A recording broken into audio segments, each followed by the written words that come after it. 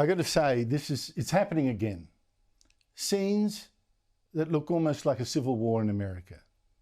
When Donald Trump was first elected president, you had American cities being torched by rioters, by anarchists and the hard left, and, all encouraged by anti-Democrat or anti-Trump Democrat politicians who were exploiting race resentments after the death of a drug-affected George Floyd. One of them, of course, egging them on was Kamala Harris, you might recall. And here we go again. Trump this time got elected, promising to expel 1 million illegal immigrants from the US. And last Friday, Immigration and Customs Enforcement officials raided several locations in Latino areas of Los Angeles, looking for illegal workers, arresting dozens. But mobs quickly gathered to stop them, to assault them. Then the rioting got wilder and more dangerous. Police were attacked. They were even rammed with motorbikes. They were shot at with commercial quality fireworks, potentially lethal, of course. The rioters blocked traffic, of course. They set cars alight. And what I thought was really telling is that many in the crowd that was attacking police and the National Guard waved Mexican flags, like they were some sort of invading foreign army. And they chanted slogans in Spanish.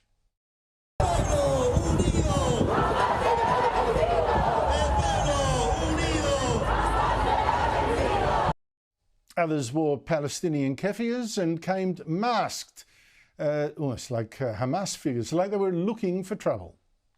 Some would call them anarchists or by any other variety of names, but they're people that we run across routinely city to city, and this is what they do. And once again, Democrat politicians were saying, oh no to the violence, yet still blaming Trump for calling in the National Guard, blaming him, saying he'd provoked the violence deliberately to make himself look tough. Trump wasn't backing off. You have violent people, and we're not going to let them get away with it. If we see danger to our country and to our citizens, we'll be very, very strong in terms of law and order. It's about law and order. And Kamala Harris, who lost the election to Donald Trump, the former vice president, actually called what you just saw, these riots, overwhelmingly peaceful. Overwhelmingly peaceful. Joining me is the country's top foreign affairs writer, Greg Sheridan of The Australian. Greg, to me, this overwhelmingly peaceful demonstration actually looked like an insurrection by, among others, foreigners aided by Americans who hate Trump or hate America. Yes, Andrew, good to be with you. This is a very serious moment in America. And I would cast it more widely.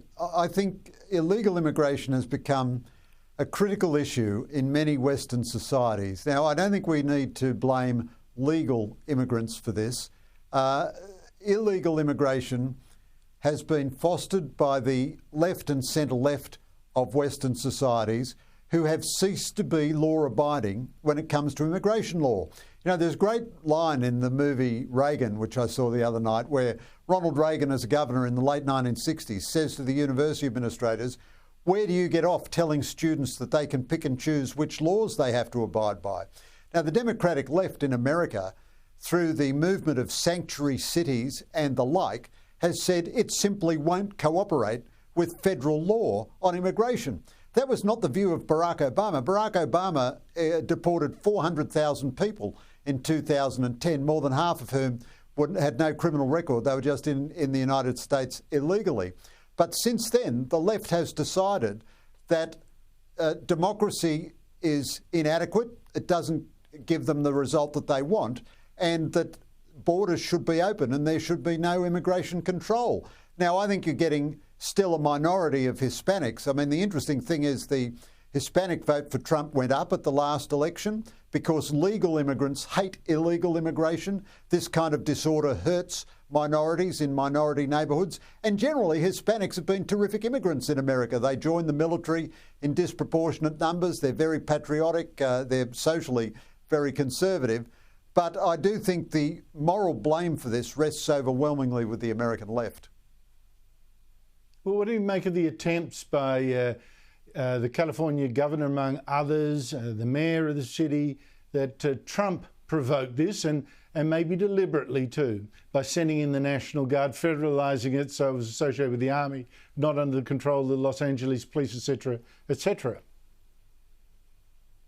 Well, there are a couple of things about it. First of all, when the demonstrators first attacked the Immigration and Customs Enforcement people, the so-called ICE agency, the LA police were very, very slow to come to their assistance. Secondly, there's been a really vicious habit now, including among local officials, local Democrat officials, of doxing ICE agents, publishing their names and their private addresses and their photographs so that they can be subject to vigilante terrorism later on. Now, these are federal law enforcement agencies enforcing the law. If you are an illegal immigrant, that means you're there illegally, which means that you're liable to be deported. So Trump has deployed the National Guard in the first instance to protect federal property and the federal ICE agents. Now, if Gavin Newsom and the mayor of Los Angeles were cooperating with federal law enforcement in the way that they should, probably it wouldn't be necessary to deploy the National Guard. There has been a slight change by the Democrats this time. I noticed Newsom and also the mayor say every time now, you demonstrators must be peaceful, you must be law-abiding. I think they're aware that the politics of this runs very heavily against them with most Americans. And so they want to demonise Trump and blame Trump for the disorder, and yet at the same time, they recognise that they can't just valorise the demonstration in the way they did with Black Lives Matter, because ultimately that turns people against the Democrats. Every police union in the country supported Trump, and he won a plurality of the popular vote for the first time ever last time, and illegal immigration was the #1 issue, I think. Just quickly, Greg, one Channel 9 reporter was hit by a rubber bullet. Here she is. Bullets of protesters moving them on through the heart of LA. You just shut the You okay? Now, I saw Lauren Tomasi then appear on the Channel 9 News, so she's okay. But predictably, Green Senator Sarah Hanson-Young claimed that the US police were shooting Australian journalists and attacking the freedom of speech in doing so. I mean, seriously, this rabble-rousing here, is that how you saw it, a deliberate attack on journalists? No, certainly not. I feel nothing but sympathy for one of our tribe, a fellow journalist, caught up in the violence of covering a demonstration. I'm so glad that she's not seriously hurt. That's a wonderful thing. Almost everything Sarah Hanson-Young says is utterly ludicrous, and I'm sure you, like me, Andrew, have covered riots and demonstrations and so on, and you're lucky. You just thank God if you get through without injury. And I feel sympathy for the journalist. I feel sympathy for the police and the ICE agents who are trying to do their lawful job and are being attacked by street thugs, by 1930s fascist street thugs in the process. And if Sarah Hanson-Young was a decent social democrat, those are the people she'd be attacking. So true. And a word to journalists, if you don't want to run the risk of being shot by rubber bullets, don't stand down the street where police are firing at the people next to you. That would actually quite help. Greg Sheridan, thank you very much for your time.